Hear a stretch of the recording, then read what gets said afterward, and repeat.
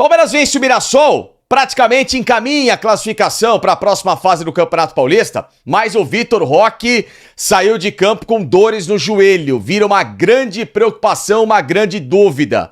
Será que é sério o que aconteceu com o atacante? Mas, por outro lado, o Verdão pelo menos tem boas notícias fora de campo.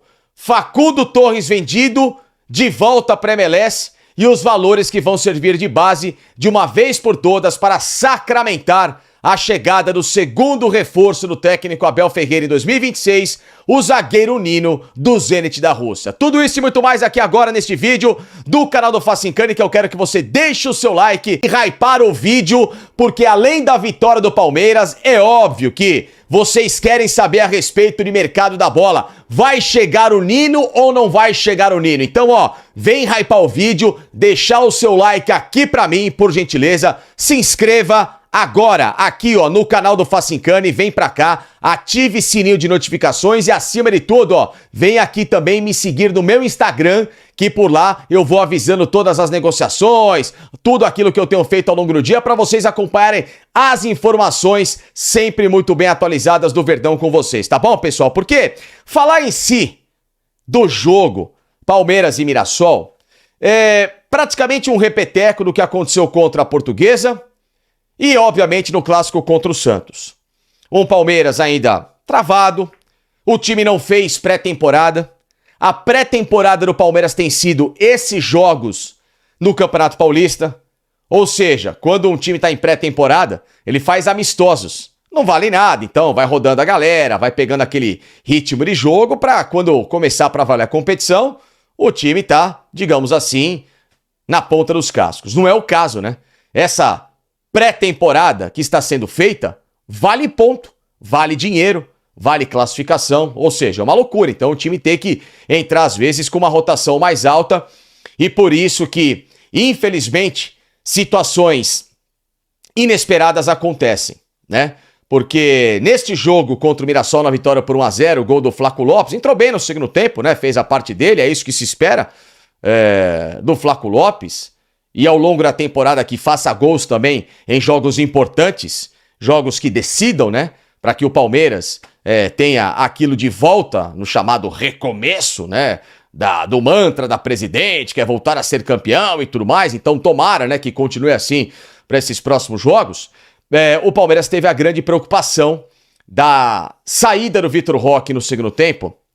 E quando se esperava que era apenas uma saída para poupar o gás, para o Vitor Roque descansar um pouquinho, para a entrada do Flaco Lopes, cada um, né, rodando nessa gestão de grupo que o Abel tem feito, o Vitor Roque vai ao banco de reservas com uma cara de poucos amigos, aliás, muito pelo contrário, uma cara de bastante preocupação, com gelo no joelho e muita gente, os repórteres que estavam à beira do campo, preocupados em relação ao que pode acontecer, né? Será que o Vitor Roque abusou demais?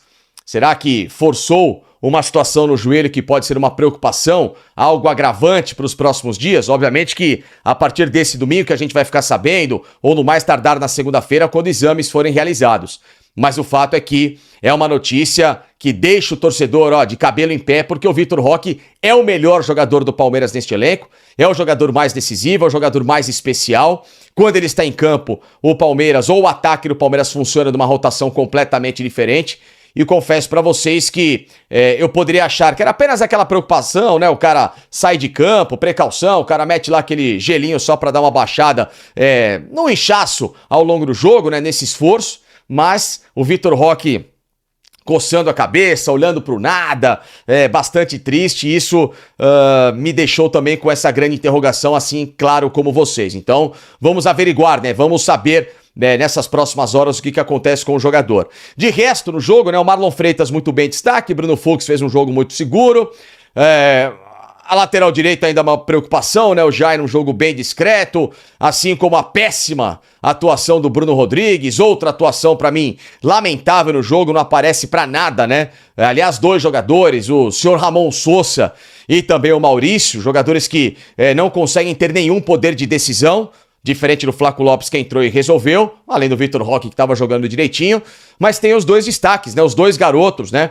O Arthur, que fez um bom primeiro tempo, seguro, Pelo menos começa a surgir, quem sabe, um reserva à altura do Piquerez, obviamente não com o nível de atuação que o Piquerez já teve, porque hoje ele não tá jogando nada, mas ele já teve um grande nível de atuação, quem sabe o Arthur, né, porque ser melhor que o Jefté não precisa de muito. Então, pode ser que esse menino aí, ganhando um pouco mais de rodagem e confiança, se torne um reserva seguro, melhor do que foi, por exemplo, o Vanderlan nesses últimos tempos. E o Luiz Pacheco também, né, que fez uma boa dupla ali com o Marlon Freitas, tentando desenrolar as ações no meio-campo, tentando fazer com que o Palmeiras, além de uma boa marcação, travando o Mirassol na criação das jogadas, mas desenvolvendo o jogo para puxar contra-ataques. Gostei do menino, deixou uma boa impressão. É assim como o Arthur, pés no chão, e ver como é que se desenrola daqui para frente. De resto, acho que não teve mais muito detalhe esse jogo Palmeiras e Mirassol. Mas o que interessa, que vocês querem saber é o seguinte: e o Nino, né? Informação que, tudo bem, coleguinhas aí não dão crédito e etc e tal, não tem problema nenhum. Pô, nada preocupado. Mas, pra quem acompanha o canal do Facincani, vocês já sabem, desde novembro, na parceria com o Link Sport Clube, nas lives de segunda a sexta aqui, que o Nino era o desejo e o plano A do Palmeiras, né? E como a gente atualizou ao longo dessa semana também, o acordo que foi desenrolado na quinta-feira, aproximadamente 7 horas da noite, em que avançou significativamente a negociação entre Palmeiras e Zenit.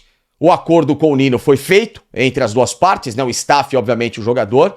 Mas a gente sabe que esse acordo já estava bem alinhavado, porque o Palmeiras não estaria negociando com o Zenit se não tivesse aval do staff do atleta. Então essa história de que tem que convencer o jogador, que tinha se acertado com o Fluminense lá atrás, é lógico que o Nino se acertou com o Fluminense e acertou, obviamente, com o próprio Palmeiras. A decisão estava nas mãos do Zenit, só que como o Fluminense foi pelo caminho inverso, ele fez com que o Nino tentasse forçar essa saída junto aos russos e os russos ficaram irritados. O Palmeiras fez o outro caminho. O Palmeiras foi conversar com o Zenit para alinhavar essa situação ao mesmo tempo com o Nino, e por isso que as tratativas entre Palmeiras e o clube russo avançaram muito mais. Mas por que essas tratativas avançaram? O que aconteceu de fato? Aconteceu que a negociação caminhou entre o Zenit, o Bragantino e o John.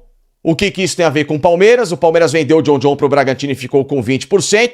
Esses 20% de 20 milhões no total da negociação virão aos cofres do Palmeiras. Quem tem que depositar os 20 milhões?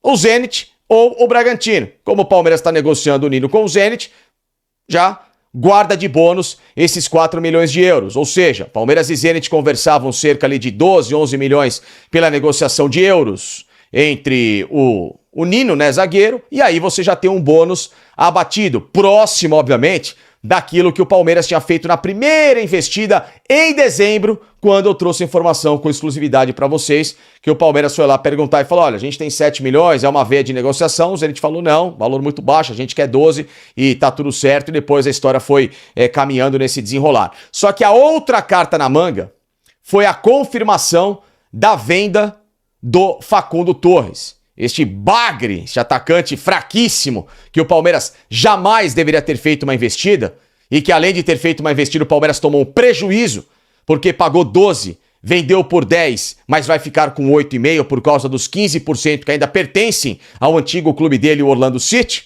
Então, mesmo tomando esse prejuízo, o Palmeiras conseguiu a chamada carta de crédito, a confirmação da venda com o Austin, lá dos Estados Unidos, e assim, com esse valor garantido em conta, com a história do John, o Palmeiras somou, né, essas condições financeiras importantes para que pudesse chegar no Zenit e garantir essa investida final para trazer o Nino. Portanto, desde quinta-feira o que eu falava, Palmeiras e Zenit estavam alinhando detalhes finais importantes nessa história. Esses detalhes finais, então, começam a fechar agora com essas confirmações. O John sendo vendido e o Palmeiras pegando 20%, a venda, obviamente, do Facundo Torres, que já estava sendo costurada, mas que explodiu nesta sexta-feira, e com essa somatória de números, o Palmeiras, claro, tem o crédito suficiente para chegar no Zenit e destravar a história. Portanto, vamos aguardar. Provavelmente aí, nessas próximas horas, ou sei lá, começo da próxima semana, vai ser sacramentada essa novela, e a confiança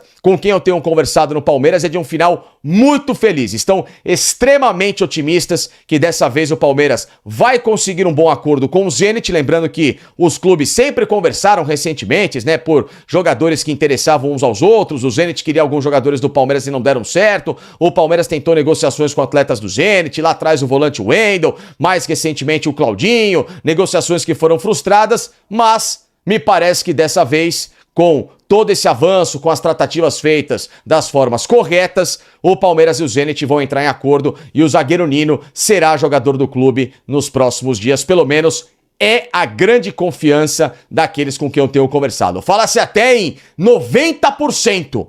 90%. Lógico que, se tratando de Palmeiras, esses 10% têm o mesmo peso dos 90% em termos de preocupação. Mas vamos aguardar, pelo menos dessa vez, com essas vendas feitas e esses valores, o Palmeiras, claro, consegue ter pelo menos motivos mais do que suficientes para não só sonhar, mas para realizar a chegada do segundo reforço nesta temporada para o técnico Abel Ferreira. Veio o Marlon Freitas e agora o zagueiro Nino. O Palmeiras aos poucos vai tentando mudar a cara deste elenco para a próxima temporada. Sobre John Arias, da mesma forma, Palmeiras esperando garantias de outras negociações para tentar desenrolar o jogador. Lembrando que entre Palmeiras e Arias a situação é bem encaminhada, é bem tratada, o Arias deu aval, Palmeiras conversa com o Wolverhampton, tem a história do Fluminense nessa cláusula e esse imbróglio está tentando também ser desenvolvido entre todas essas partes para ver o que acontece. O Fluminense fala que quer fazer o poder, né, de valer essa cláusula em favor dele, mas a gente sabe que o Fluminense não tem a bala que o Palmeiras tem para fazer a investida. Por outro lado, o Palmeiras confia muito nessa negociação e na vontade do jogador, que dessa vez deu sinal verde para o Palmeiras, enfim. Então, vamos ver o que se desenrola. Mas entre o que interessa nesta informação e neste vídeo, Palmeiras vai ter, ou muito próximo de ter, um novo zagueiro nos próximos dias e um zagueiro bem experiente, o Nino, tá bom? Lembrando que Luigi é outro jogador alvo, tá? De equipes não só aqui no Brasil, mas também internacionais, e o Palmeiras também tenta costurar a venda desse jogador por valores que possam, evidentemente, garantir mais investimentos, no caso, o próprio atacante colombiano que a gente falava agora há pouco, tá certo? Então, ó, dê like aqui nesse vídeo, hype este conteúdo, se inscreva aqui no canal do Facincani e faça a fezinha para que, claro, o Palmeiras consiga a contratação do Nino, tá?